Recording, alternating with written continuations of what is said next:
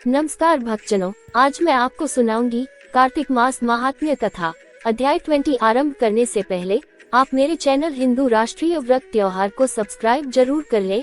आइए शुरू करते हैं। बोलिए श्री गणेश महाराज की जय। श्री कृष्ण गोविंद हरे मुरारी ही नाथ नारायण वासुदेवा। कार्तिक महाराज जी की जय। कार्तिक मास महात्म्य कथा अध्याय 20।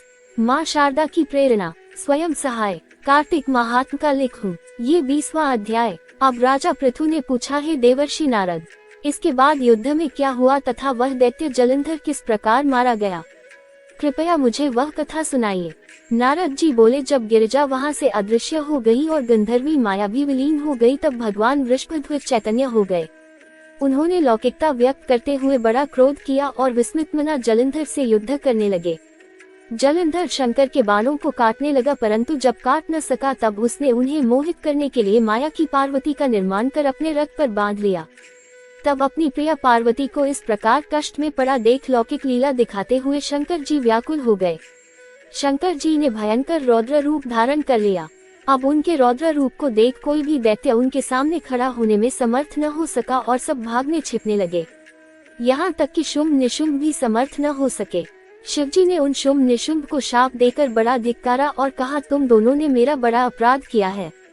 तुम युद्ध से भागते हो, भागते को मारना पाप है। इससे मैं तुम्हें अब नहीं मारूंगा, परंतु गौरी तुमको अवश्य मारेगी। शिवजी के ऐसा कहने पर सागर पुत्र जलंधर क्रोध से अग्नि के समान प्रज्वलित हो उठा। उसने शिवजी पर घोर बाण बरसाकर धरती पर अंधकार कर दिया। तब उस दैत्य की ऐसी चेष्टा देखकर शंकर जी बड़े क्रोधित हुए तथा उन्होंने अपने चरणोगुष्ठ से बनाए हुए सुदर्शन चक्र को चलाकर उसका सिर काट लिया। एक प्रचंड शब्द के साथ उसका सिर पृथ्वी पर गिर पड़ा और अंजन पर्वत के समान उसके शरीर के 2 खंड हो गए। उसके रुधिर से संग्राम भूमि व्याप्त हो गई।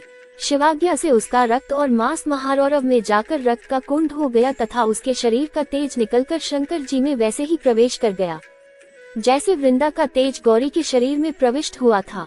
जलंधर को मरा देख देवता और सब गंधर्व प्रसन्न हो गए। माँ शारदा की प्रेरणा स्वयं सहाय। कथा संपूर्ण। चैनल को सब्सक्राइब अवश्य कर ले। मिलते हैं अगली कथा के साथ, तब तक के लिए धन्यवाद।